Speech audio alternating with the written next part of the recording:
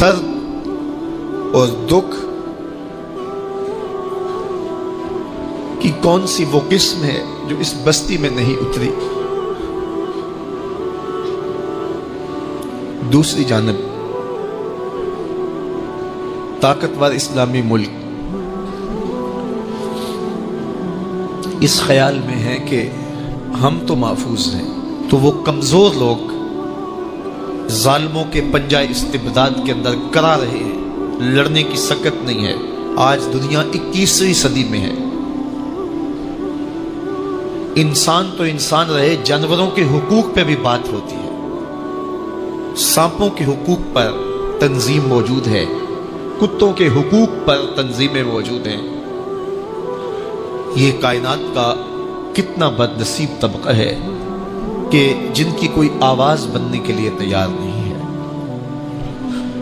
اور ہر آنے والا دن ظلم اور جبر کی نئی داستان رقم کر رہا ہے۔ ہمیں قرآن نے بتایا کہ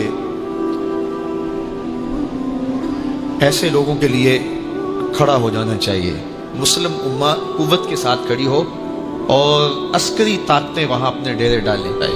آج جو انسانی حقوق کا چارٹر لیے پھرتے ہیں اور انسانی حقوق کی بات کرتے ہیں، ان کا مکروہ چہرہ سامنے آ گیا کہ مسلمانوں کے ساتھ ان کا جانبدارانہ رویہ کیا ہے، اور ان کو وہ ذبح ہوتے ہوئے انسان دکھائی نہیں دیتے، تو ان کے مکروہ چہرے سامنے آ گئے۔ UNO اس کا کردار بھی سامنے آ گیا۔ شمالی کوریا کے دھماکے کے بعد 2-3 گھنٹوں کے اندر اجلاس بلا لیا گیا نا، اور اس مسئلے کو حل کیوں نہیں کیا جا رہا؟ مشرقی تیمور کا سلسلہ تھا، چٹکی بجاتے حل کر دیا گیا، لیکن کشمیر اور فلسطین کا مسئلہ کیوں حل نہیں کیا جا رہا؟ روہنگیا مسلمان کیا یہ انسان نہیں ہے؟ ان کا مسئلہ کیوں حل نہیں کیا جا رہا؟ 70 سال سے یہ مسئلہ لٹکا ہوا ہے۔ تو کیا اس امت پہ یہ وقت بھی آنا تھا؟ میرے حضور نبی رحمت صلی اللہ علیہ وآلہ وسلم نے ارشاد فرمایا تھا کہ مسلمان کی مثال ایک جسد واحد کی ہے، جسم کے کسی ایک حصے کو تکلیف ہو تو پورا جسم بخار میں مبتلا ہو جاتا ہے۔ لیکن آج ہم اس امت کے فرد ہونے کے باوجود اس کے درد کو شدت سے کیوں محسوس نہیں کر رہے؟ اور اسی کا نتیجہ یہ ہے کہ آج کافر ہمارے اوپر مسلط ہو گئے۔ آج ہم دنیا کے اوپر عددی کثرت کے باوجود بھی ذلت اور رسوائی کے گڑھوں میں گرے ہوئے ہیں۔ اتنی تعداد ہماری کبھی نہیں ہوئی تھی جتنی اس وقت دنیا کے اوپر مسلمانوں کی اب تعداد ہے۔ دنیا کی 6 ارب آبادی میں سے تقریباً 2.25 ارب مسلمان ہیں۔ 56-57 باقاعدہ اسلامی ریاستیں ہیں، اور اس کے علاوہ اللہ نے ہمیں مختلف معدنیات سے، تیل جیسی دولتوں سے مالا مال کیا ہے، ایٹمی طاقت بھی ہم خیر سے ہیں۔ لیکن اس کے باوجود جو ذلت، جو نکبت، رسوائی، پستی اور ذوبحالی ہمارا مقدر ہے، ماضی میں اس کی کوئی مثال نہیں ملتی۔ ہمیں استرداد کا، ویٹو کا حق بھی حاصل نہیں ہے۔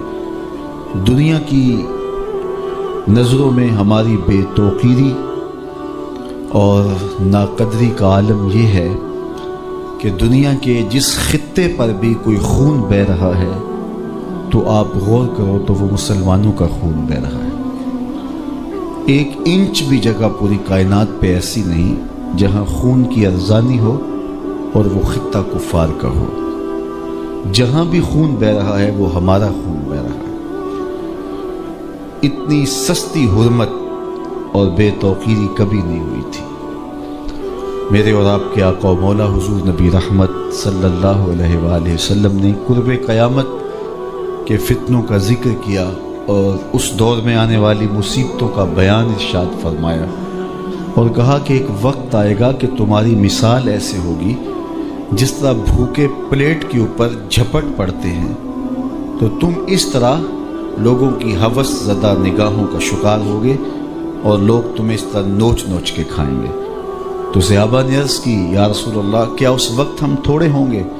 فرمایا نہیں، اس وقت تمہاری تعداد بہت ساری ہوگی، لیکن تم ہوگے جھاگ کی طرح، سیلاب کے اوپر اٹھنے والی جھاگ کی طرح تم بے وزن اور بے توقیر ہوگے۔